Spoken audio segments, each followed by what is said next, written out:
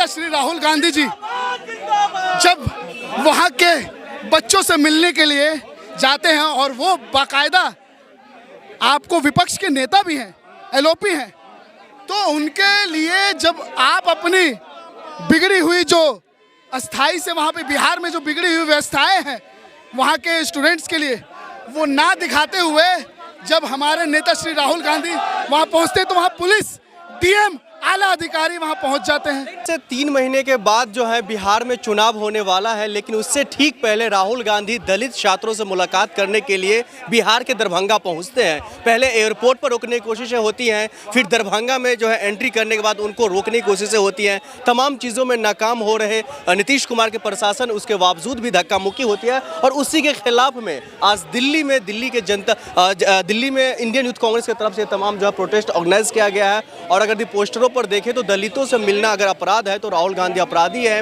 ये जुल्म बार बार करेंगे। इस तरीके के जो कई सारी चीज़ें जो है यहाँ पर लिखा गया है, कई सारे लोग हैं, हम कई सारे लोगों से बातचीत भी करने की कोशिश करेंगे, लेकिन सबसे पहले हम आपको तमाम जो है वो वाक्य हम समझाने की कोशिश करेंगे कि किस तरीके से और कैसे मामला ये तमाम चीज़ें हुई है। हम बातचीत भी करने की कोशिश करेंगे। क्या लग रहा है आप लोग क्यों मतलब इतना एग्रेसिव हो गए प्रोटेस्ट कर रहे हैं? इस साइड उस साइड आओ पहले हम लोग को। सानू भाई आप लोग क्यों प्रोटेस्ट कर रहे हैं? क्यों नीतीश कुमार का हाय के नारे लगा रहे हैं? सबसे बड़ा जो उद्देश्य है वो ये है कि कल जैसा कि बिहार में हमारे माहौल खराब करने के लिए राहुल गांधी पहुंचे। माहौल खराब हो गया, ये बताइए ना आप, किस मीडिया में राहुल गांधी ने माहौल खराब किया है? क्या वो देश के लोकतंत्र में भरोसा आप नहीं करते हैं? किस मीडिया ने राहुल गांधी नहीं मिला था परमिशन तो फिर क्या जरूरी थी? क्या बोल रहे हैं? नहीं मिला था परमिशन तो क्या जरूरी? परमिशन क्या कौन से झगड़ा करने जा रहे थे राहुल गांधी? किस झगड़े के लिए जा रहे थे? देश के क्या लग रहा है क्यों रोका गया? को इसलिए रोका गया कि देश की जो पटना बिहार का जो व्यवस्था है, आए दिन वहाँ के विद्यार्थियों को, आए दिन वहाँ के लोगों को पीटा जाता है। अगर वो अपनी मांग रखते हैं तो उनको रोडों पे मारा जाता है। तो उनकी आवाज़ उठाने के लिए जब देश के नेता जननायक राहुल गांधी जाते हैं तो उनको रोका जाता है। राहुल गांधी समेत 20 पर एफआईआर की भी बातें हो रही है। अरे होने दीजिए, वो हमारे नेता ने बोला तो है, वो हमारे नेता के लिए मेडल है।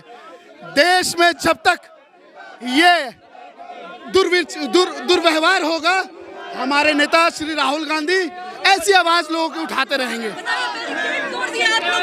बैरिकेड तोड़ा नहीं गया है। जब मोदी हटता है तो पुलिस को आगे करता है। जब आज हम युवा और हमारे नेता श्री राहुल गांधी युवाओं की आवाज उठाने जा रहे हैं तो ऐसी पुलिस की नाकाबंदी रखी जा रही है। आप बताओ, तो क्या हम देश की आवाज ना बने? हम युवाओं के साथ जब ये हाल है, प्रशासन पर क्यों नहीं फिर भरोसा? नीतीश कुमार के प्रशासन पे इसलिए नहीं भरोसा रहा कि नीतीश कुमार की प्रशासन जब आवेदन होता है वही उन्हीं विद्यार्थियों पे लाठीचार्ज करती है। इसलिए नीतीश कुमार के प्रशासन पर मुझे भरोसा नहीं। आरोप तो ये भी लग रहा है ना, जो चुनाव से पहले ही क्यों जाना राहुल गांधी को? अरे चुनाव से नहीं, ये आप लोगों की दोगलापंथी है। चुनाव से पहले नहीं, कांग्रेस पार्टी और जो वहाँ की महागठबंधन है आए दिन वहाँ के विद्यार्थियों के लिए, वहाँ के युवाओं के लिए आवाज उठाती है, लेकिन इस आवाज को मीडिया कर्मी दिखाते नहीं है। दलित छात्रों को बरगलाने की कोशिशें हो रही है। ये सरासर गलत बात है। अगर बरगलाया जाता तो वही न्याय यात्रा था जिस न्याय यात्रा में राहुल गांधी ने दलितों के हक के और हुकूक की आवाज उठाई। आप किस बरगलाने की बात कर रहे हैं? क्या वो वहाँ के युवाओं से मिलेंगे? नहीं, वो देश के विपक्ष के नेता हैं, उनको आप ऐसे ही नहीं रोक सकते। किसके साथ है? छात्रों के साथ, वहाँ के अभ्यर्थियों को। नीतीश कुमार की ना दिमागी हालत भी ठीक नहीं है और उनको सिर्फ और सिर्फ अपनी कुर्सी और अपनी सत्ता की पड़ी है। तो जो उन्हें मोदी सरकार कहेगी वही दुर्व्यवहार वो करेंगे, वही नीचता पे वो आएंगे।